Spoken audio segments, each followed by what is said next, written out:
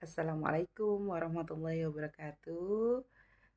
Ketemu lagi dengan saya Nur Faiza, mahasiswa MPDR semester 3. Kali ini saya akan menjawab diskusi sesi 6 di mata kuliah Studi Komparatif Pendidikan Dasar di berbagai negara. Pada sesi ke-6 kali ini kita disajikan ada 3 pertanyaan di mana eh, membahas tentang kesetaraan gender. Kesetaraan gender dalam pendidikan itu mencakup pengalaman siswa laki-laki dan perempuan di sekolah, meliputi adanya perlakuan yang setara oleh guru, kurikulumnya, buku teks, dan materi pembelajaran yang tanggap gender dan lingkungan belajar serta hasil belajar. Baik, pertanyaan yang pertama itu bagaimana sih pendapat kita sebagai guru dapat berkontribusi dalam mengatasi isu gender dalam lingkungan pendidikan? Fokus pada cara-cara untuk menciptakan lingkungan pembelajaran yang inklusif dan mendukung perkembangan siswa tanpa memandang jenis kelamin. Izin saya akan menanggapi pertanyaan yang pertama. Posisi saya itu sebagai guru IPA kelas 7 di SMP Negeri 11 Tanjung Pinang. Di SMP Negeri 11 Tanjung Pinang itu uh, berlatar belakang relatif setara ya, seimbang antara siswa laki-laki dan perempuan. Dalam satu kelas itu terdiri dari 30, 15 laki-laki, 15 perempuan, atau ada yang 14 dan 16. Jadi relatif seimbang. Salah satu langkah yang saya ambil pertama itu saya membangun adanya kesadaran diri pada diri saya sebagai seorang guru bahwa sebagai guru kita harus peka terhadap isu gender dengan menghindari perlakuan atau ucapan yang biasa, seperti saya tidak mengasumsikan bahwa anak laki-laki itu hanya pandai di olahraga, kemudian pandai di bidang sains, tetapi itu bisa dimiliki oleh siswa perempuan. Kemudian tidak hanya anak perempuan itu yang rajin, nurut, tetapi ada juga yang laki-laki sama halnya seperti itu. Jadi saya memberi kesempatan yang adil kepada semua siswa untuk aktif dalam diskusi, eksperimen, dan presentasi di dalam pembelajaran, khususnya di kelas. Selain itu saya juga memperhatikan adanya media ajar ya. Jadi saya menyiapkan media pembelajaran itu, saya kaji tinjau kembali fokus materinya itu mengandung agar tidak mengandung stereotip gender. Saya berusaha menampilkan adanya tokoh-tokoh, misalkan kalau di Melayu di sini kalau laki-lakinya itu Raja Ali Haji Fisabilillah, kalau perempuannya itu Engku Putri Raja Hamidah. Jadi pada saat kita menjelaskan, kita menyampaikan itu digenderkan, disamakan, tidak hanya tokoh laki-laki, juga ada tokoh perempuan yang bisa menjadi teladan. Nah, kemudian dalam aktivitas kelompok, saya membentuk kelompok itu seimbang antara laki-laki dan perempuan. Di situ pun saya memberi peran yang bergilir. Setiap siswa itu berkesempatan untuk menjadi pemimpin, tidak hanya yang perempuan menulis, laki-laki presentasi atau sebaliknya. Jadi sama rata. Kesempatan itu dibagi rata untuk siswa-siswa. Kemudian tujuan saya lakukan itu adalah untuk membangun kepercayaan diri dan keterampilan kolaboratif yang adil di antara siswa. Dengan seperti itu saya bisa menggali potensi baik laki-laki maupun perempuan. Saya berkomitmen itu menciptakan suasana kelas yang aman, nyaman bagi semua siswa.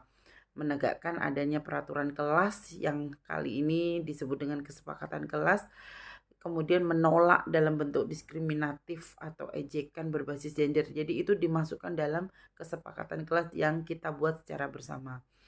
Ketika ada siswa yang menunjukkan sikap merendahkan kawannya, khususnya karena jenis kelamin, menganggap sebagai kesempatan itu hanya eh, yang bisa menang hanya laki-laki atau perempuan, maka disitulah saya masuk untuk memberi kesempatan, memberi edukasi tentang pentingnya saling menghormati dan menjaga martabat satu sama lain. Kadangkala tidak hanya di ruang kelas yang saya membahas gender ini dengan siswa, tapi dengan rekan guru sejawat saya juga sharing pendapat, berbagi praktik baik, apa saja sih hal-hal yang sudah dilakukan, yang sudah saya lakukan untuk dalam rangka untuk mewujudkan sebuah lingkungan sekolah yang ramah gender. Biasanya kami mencoba untuk selain sharing juga mengembangkan pembelajaran yang responsif terhadap kebutuhan siswa laki-laki dan perempuan, serta menyuarakan bagaimana sih pentingnya pelatihan guru mengenai pengaruh gender. Nampaknya sederhana, sepele, tetapi kita harus cas kembali. Suatu saat kita harus ingat kembali, oh ternyata kesetaraan gender ini perlu, seperti itu. Eh saya percaya langkah-langkah kecil ini bisa memberikan dampak besar dalam jangka panjang ke depannya ya. Karena dasar fondasinya sudah kita ajarkan dari sini. Kesetaraan gender itu ditanamkan sejak awal, maka harapannya itu akan tumbuh generasi yang lebih adil, toleran dan menghargai keberagaman. Baik, saya lanjutkan untuk membahas yang nomor 2. Nomor 2 itu kita diminta menunjukkan strategi konkret yang bisa diterapkan dalam mempromosikan kesetaraan gender, mengidentifikasi potensi diskriminasi gender, dan mengajarkan siswa tentang pentingnya menghormati perbedaan dan merangkul keragaman dalam konteks pendidikan dasar.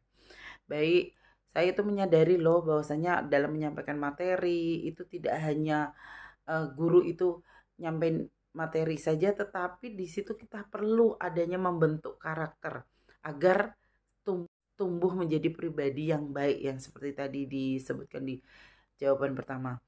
Maka saya menerapkan beberapa langkah. Yang pertama, saya menghadirkan pengajar ini, saya itu harus tanggap terhadap gender. Karena saya perempuan, membela perempuan tidak. Karena saya perempuan, bela laki-laki tidak. Tetapi saya memposisikan mereka itu sama. Di dalam pembelajaran menyampaikan kesempatan itu diberikan kepada seluruh siswa. Jadi baik laki-laki maupun perempuan. Baik itu di labor yang praktikum boleh bergantian laki-laki maupun perempuan. Saya memastikan bahwasannya anak-anak itu dapat siswa-siswi itu dapat melaksanakan perannya sebagaimana mestinya. Oke. Kemudian saya melakukan menyusun materi ajar itu secara inklusif. Artinya di mana saya sudah mensejajarkan antara laki-laki dan perempuan gendernya itu sama sehingga mereka berpotensi untuk menjadi figur bagaimana sih kalian itu mempunyai gambaran ternyata laki-laki bisa hebat loh, perempuan juga bisa hebat. Tidak selalu salah satu dari mereka. Motivasi itu yang saya sampaikan. Kemudian mendeteksi adanya pencegahan diskriminatif. Kalau mulai sudah ada permainan kawan-kawannya mulai sindir-sindir, mulai menyebutkan yang hal-hal yang berbau tentang diskriminatif itu langsung kita berikan edukasi melalui nasihat, kemudian melalui diskusi dan lain sebagainya. Kemudian tentang pembelajarannya ya, di pembelajaran itu kan ada beberapa materi fokus di khususnya kayak sistem reproduksi. Jadi cara kita menjelaskan itu juga disesuaikan. Pada saat mereka laki-laki, kita sesuaikan kebutuhan laki-laki dan perempuan juga seperti itu. Tetapi tidak menutup kemungkinan perlu sama-sama tahu supaya ilmu itu didapat secara berimbang. Kemudian yang terakhir saya itu menggandeng adanya peran orang tua dan rekan guru. Di sini orang tua itu berperan sangat penting karena akan membentuk karakter siswa di keluarganya. Dari awal mereka sudah disejajarkan bahwasanya mau anak laki-laki maupun perempuan dia mempunyai hak yang sama untuk dalam hal pendidikan. Jadi cita-cita itu bisa diperankan oleh mereka masing-masing. Saya yakin melalui langkah-langkah itu insya Allah bisa ke depannya penyetaraan gender ini bisa dirasakan bahwasanya laki-laki perempuan mempunyai gender yang sama. Terakhir, pertanyaan yang ketiga, apa sih tantangan utama yang mungkin dihadapi dalam mengimplementasikan pendekatan ini? Bagaimana pendapat pendapat saya untuk merencanakan mengatasinya. Baik dalam upaya menerapkan pendekatan pembelajaran yang responsif, khususnya di pembelajaran IPA ya, banyak juga tantangannya karena membangun budaya kesetaraan di lingkungan lingkungan sekolah itu bukan hal yang mudah ya, tapi butuh proses bertahap, perlu adanya dukungan dan ada strategi yang tepat. Salah satu beberapa langkah yang pertama itu saya pertama itu adanya hambatannya itu karena masih kuatnya pandangan tradisional tentang peran gender di kalangan siswa, orang tua, bahkan beberapa rekan pendidik. Seperti mereka menganggap bahwasanya anak perempuan itu lebih pinter atau lebih rajin dibanding anak laki-laki atau sebaliknya.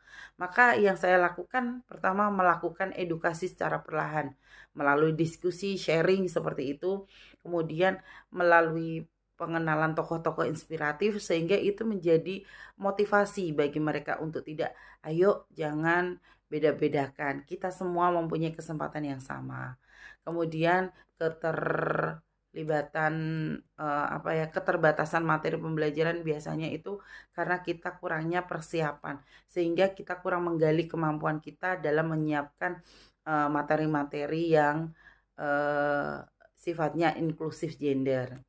Kemudian langkah yang saya lakukan itu saya mencoba mengajak berkolaborasi kepada rekan sejawat yang bisa untuk diajak berdiskusi supaya materi di penyetaraan gender ini sama gitu. Jadi pendapat saya, pendapat kawan itu bisa saling melengkapi. Kemudian masih ada rendahnya kesadaran siswa itu terhadap isu gender. Kadangkala kalau kita tidak mengajak mereka berdiskusi, mereka akan menganggap nggak papalah, biar aja dia menang, nggak apa-apa. Padahal itu perlu kita kemas, perlu kita sharing, perlu kita ajak diskusi supaya pemahaman pola pikir anak-anak itu menjadi yang sebenarnya. Saya mensiasati tentang pengangkatan isu-isu yang dekat dengan keseharian mereka seperti adanya peran orang tua. Jadi bertanya dulu, orang tua di rumah tugas bapak apa, tugas ibu apa, sehingga mereka dapat mengambil pelajaran dari situ. Disitulah peran kita untuk menetapkan pemikirannya. Kemudian kadangkala masih terbatasnya dukungan lingkungan sekolahan. Artinya tidak semua fasilitas itu langsung dipisahkan secara gender. Tapi disitulah saya bisa memberi masukan, berkomunikasi kepada pimpinan atau guru lain untuk menyampaikan pendapat bahwasanya perlu loh kita lakukan program atau kegiatan sekolah khususnya tentang penguatan nilai-nilai kesetaraan gender. Kemudian saya coba merintis bagaimana sih kelompok kecil guru yang peduli terhadap gender. Jadi mengajak kalangan-kalangan tertentu dahulu untuk memahami dulu. Nah, di dalam hal ini saya memahami bahwasanya menanamkan nilai kesetaraan gender itu dalam pembelajaran membutuhkan adanya konsistensi